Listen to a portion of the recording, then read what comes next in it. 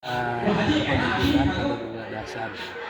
Jadi ini adalah sebuah bentuk dari hasil evaluasi terhadap kegagalan P3 pasca pemilu tahun 2024 dan P3 tidak masuk pada threshold yang menjadi, dan kita sampaikan kepada para kader terkait dengan pemahaman dasar berkaitan dengan keP3-an.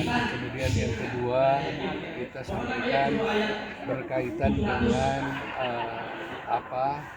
penanaman kembali giroh dan semangat perjuangan berpartai melalui P3 yang kita kemas melalui latihan dasar kepemimpinan. Salah satu faktor yang menyebabkan P3 gagal menghadapi momentum pemilu 2024 itu adalah lemahnya sistem pengkaderan yang ada di P3 itu secara internal. Diakui atau tidak diakui, kalau dulu P3 sebagai satu-satunya partai pada saat sebelum reformasi, maka proses pengkaderan itu dilakukan oleh berbagai ormas-ormas kepemudaan dan PMI, HMI yang berafiliasi secara tidak langsung pada saat ini pada partai politik. Tetapi pasca reformasi dengan banyaknya saluran-saluran politik melalui partai-partai yang berbasiskan Islam yang lainnya, tentunya ini harus diantisipasi dengan bagaimana kita menciptakan kader-kader yang memiliki sikap dan jiwa militansi sebagaimana daripada representasi keberadaan partai kita sendiri, partai P3 sebagai partai Islam. Nah, jadi materi-materi yang kita sampaikan oleh pengkaderan ini adalah bagaimana kita menumbuhkan kembali semangat jiwa bahwa kita harus betul-betul dalam setiap gerak langkah politiknya itu merepresentasikan sebagai partai Islam yang membela kepentingan kepemimpinan dari umat Islam. Itu yang pertama. Kemudian yang kedua, kita juga menanamkan jiwa berorganisasi secara baik dengan benar, sehingga tata kelola berorganisasi ini dari berbagai tingkatan, mulai dari tingkat pusat sampai kepada tingkat ranting, itu mampu berkesinambungan dan mampu berkelanjutan. Itu kan, sehingga paling tidak bahwa kegiatan LKKD yang diselenggarakan oleh DPW Jawa Barat ini adalah merupakan sebuah langkah awal terhadap upaya pengkaderan yang akan dilakukan oleh DPC, kemudian nanti ditindaklanjuti oleh PAC, dan bahkan kita targetnya sampai ke tingkat ranting untuk mempersiapkan bahwa nanti pemilu 2029 kita kembali dalam posisi yang survive gitu, yang kembali bisa mengembalikan P3 sesuai dengan kitahnya. Gitu.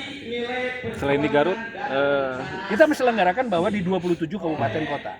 Jadi karena ini adalah program yang diselenggarakan oleh DPW, maka kegiatan ini dilakukan di 27 kabupaten dan kota.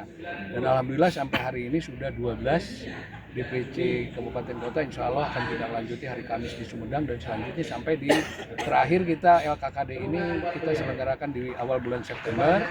Kemudian kita akan tindak lanjuti dari LKKD ini, kita laksanakan LKM ya, latihan ada kepemimpinan menengah, yang nanti mungkin pesertanya kalau sekarang ini PAC, ketua dan sekretaris PAC, ditambah 2 kader yang kita proyeksikan ke depan menjadi pengurus PAC.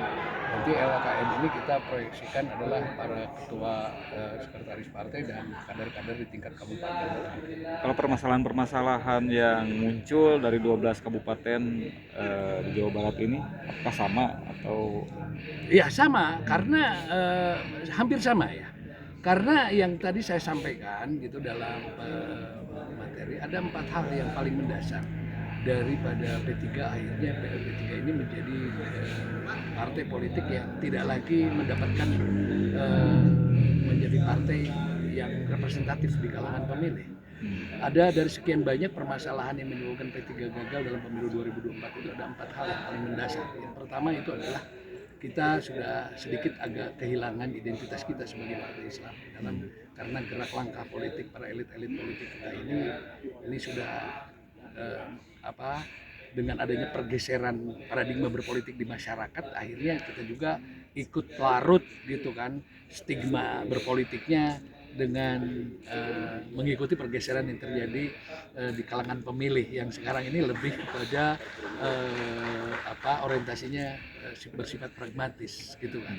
Padahal ada hal-hal yang paling mendasar di P3 itu sendiri, bobot P3 itu sendiri adalah P3 ini adalah partai yang mempunyai basis ideologi Islam. Nah, itu yang barangkali kita kejar dan kita akan coba tumbuh kembangkan, bahwa kita back to basic, kita kembali kepada kelompok-kelompok dari para pondok pesantren, pengajian, para alim ulama dalam rangka mengembalikan kepercayaan mereka sehingga mereka mempunyai penilaian bahwa P3 ini betul-betul adalah partai yang memperjuangkan kepentingan daripada umat Islam. Kemudian yang kedua, bahwa yang menyebabkan P3 kegagalan P3 ini adalah bagaimana kita ini lemah melakukan sistem pengkaderan. Nah, makanya pengkaderan formal kita coba giatkan, kemudian pengkaderan informal itu adalah cara memberdayakan mereka bagaimana untuk mensinergikan kepengurusan yang ada di sana itu untuk terus berputar dan berjalan. Rapat-rapat diselenggarakan, melakukan evaluasi, melakukan analisa berbagai potensi dan permasalahan yang di daerah-daerah itu dimusyawarahkan di level-level bawah, dan di level DPC nanti mungkin merumuskan kenapa P3 kemarin misalkan gagal di pilkada, itu dirumuskan, dianalisa. Kemudian di daerah-daerah kenapa misalkan suara kabupatennya tinggi sementara provinsi atau pusatnya rendah, dan itu dianalisa secara menyeluruh, tidak dalam arti kata kita secara a priori ya udah kita terima saja seperti itu kondisinya, tapi segala sesuatu permasalahan itu harus mampu dianalisa, dirumuskan melalui problem solving, kemudian nanti kita ambil keputusan apa langkah antisipasi yang harus dilakukan. Kemudian yang ketiga yang menyebabkan P3 terpuruk ini adalah kita ini lemah dalam memanage konflik kepentingan ketika memang terjadi dalam pergantian kepengurusan. Ada ketidakpuasan ya direpresentasikan dengan pindah kepada partai lain dan lain sebagainya. Makanya pemahaman terkait dengan nawaitu kita berpartai itu yang kita ingatkan kembali kepada kader bahwa kita berpartai melalui partai P3 itu adalah semata-mata demi berdakwah, menegakkan amar ma'ruf nahi munkar, membela kepentingan terhadap kepentingan daripada umat Islam. Kemudian yang keempatnya menyebabkan kenapa P3 kemarin, P3 ini kurang tersosialisasikan terutama kepada pemilih Gen Z ya, pemilih pemula. Mereka tidak paham dan tidak mengenal. Karena apa? Karena kita terlalu tradisional. Kita tidak mampu mengantisipasi adanya perkembangan teknologi dan tidak mampu memanfaatkan perkembangan teknologi itu untuk kepentingan partai.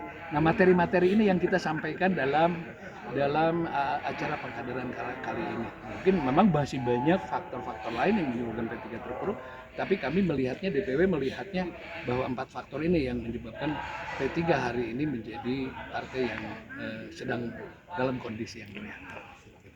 Oke, Pak Ketua, kira-kira barusan ada sedikitnya 4 faktor yang mengakibatkan P3 mengalami kegagalan seperti yang kemarin. Kira-kira langkah seperti apa yang akan dilakukan? Ya, dengan kegiatan yang dilaksanakan hari ini tentu saya mengucapkan terima kasih kepada P3 Jawa Barat, dan tentunya bahwa dengan kegiatan ini menjadi sebuah amunisi pijakan ke depan P3 untuk melakukan evaluasi bagaimana ke depan ini kita menatap lebih baik lagi. Evaluasi tentu tadi sampai disampaikan oleh Kang Luki itu sangat penting karena kita akan melakukan rencana jangka panjang dan jangka pendek arah dari kebijakan partai P3 di Kabupaten.